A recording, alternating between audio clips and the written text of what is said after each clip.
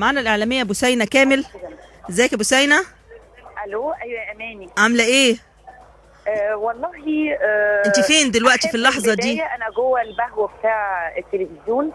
بس انا افضل ان انا يا دوب لسه واصله معاكي زميلتنا القائده العظيمه هالة فهمي. طب قبل ما تديني هالة فهمي، ماسكه عصايه يا اماني، ماسكه عصايه واقفه لجان شعبيه على باب التلفزيون. تعمل ايه بالعصايه؟ الله يسلمك. ازيك؟ خدوا هالة فهمي اهي معاكم. ايوه هالة. مساء الحريه. مساء الحريه والانوار وكل حاجه جميله والديمقراطيه وكل حاجه على مصر كلها وعليكم يا رب. ايه موضوع العصايه ده؟ العصايه دي اصل يعني احنا بنحاول نخرج العفاريت بالزار، والله بنضرب لهم بالعصايه على الارض عشان نقول لهم هنطلعكم، يعني هنطلعكم. فانت بتخبطي بالعصايه على الارض عشان الارواح الشريره تطلع. ايوه الارواح الشريره تطلع. فاحنا افارقه اصلا، احنا نسينا نفسنا، احنا افارقه اساسا. احنا كنا ناسيين الحكايه دي لغايه ما خدوا مننا النيل. ايوه بالظبط. احنا اتنشلنا يا هالة. في غفله من الزمن. فاحنا دلوقتي عايزين نلحق الاعلام المصري لان هو راس الثوره اللي بيدوروا عليها.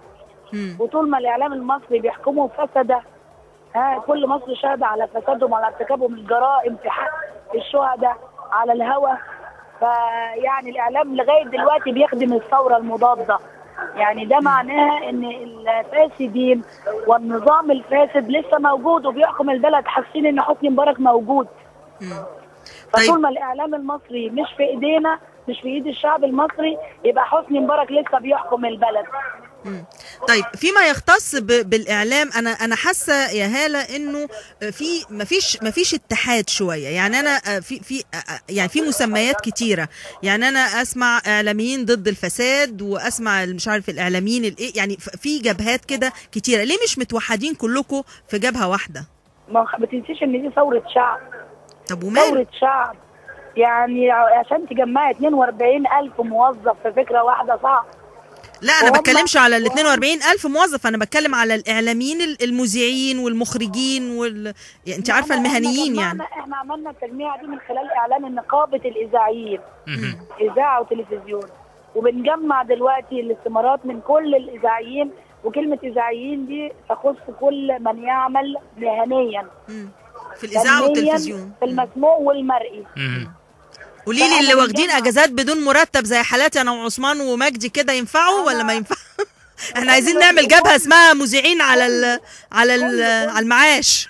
احنا عايزينكم كلكم. احنا النقابه دي لكل الاعلاميين، حتى القنوات الخاصه، القطاع الخاص. بالعكس احنا بننادي قنوات القطاع الخاص عشان خاطر هم النقابه دي اللي هتحميهم. هم على كف عفريت، وهم يعني ما عندهمش حد يقدر يحمي وجودهم.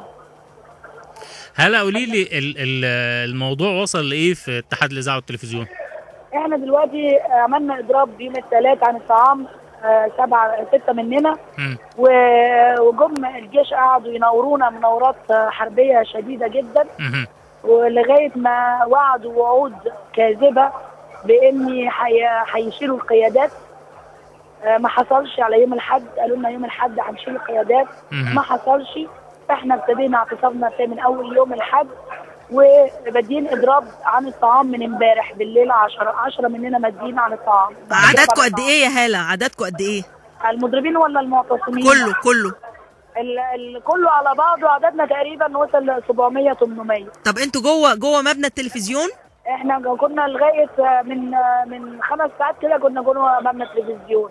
خرجنا بره بقى عشان التلفزيون ده من حق الشعب، عشان الشعب يبقى معانا بره برضه. هو خلاص دلوقتي مظاهره الاخوه الاقباط مشيت، مفيش اخوه، فانتوا حليتوا محلهم. اهلا بيكم. كان في كلام على ان اللواء المهدي رجع تاني مبنى اتحاد الاذاعه والتلفزيون، هل ده صحيح ولا ما حصلش؟ احنا لا عسكر ولا حراميه، الاعلام عايز حريه. ده الشعارات اللي انتوا احترامنا الشديد جدا للجيش.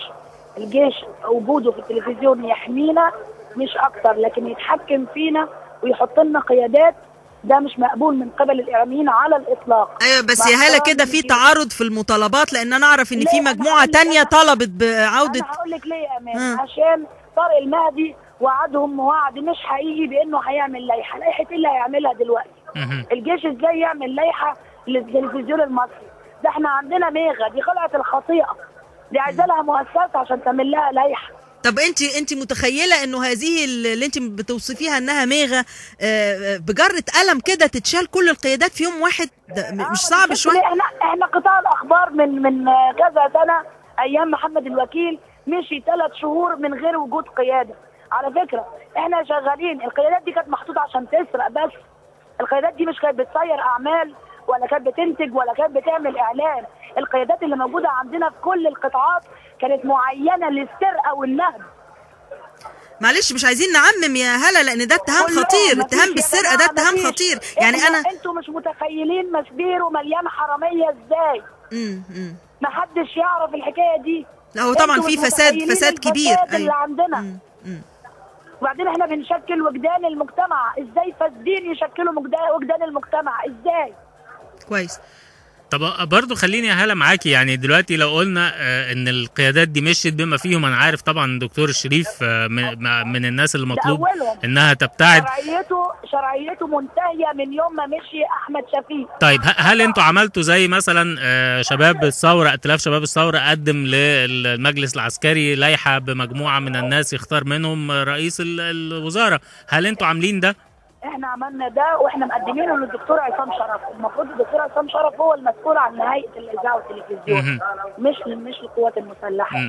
فهو الدكتور عصام شرف طلب اقتراحات لاسامي، احنا قدمنا اقتراحات لاسامي لمجلس نواب من الاسامي المعروفه ونضيفه في الوسط الاعلامي او في وسط او من القانونيين او من الاقتصاديين عشان يعيدوا هيكله الاتحاد بكل قطاعاته.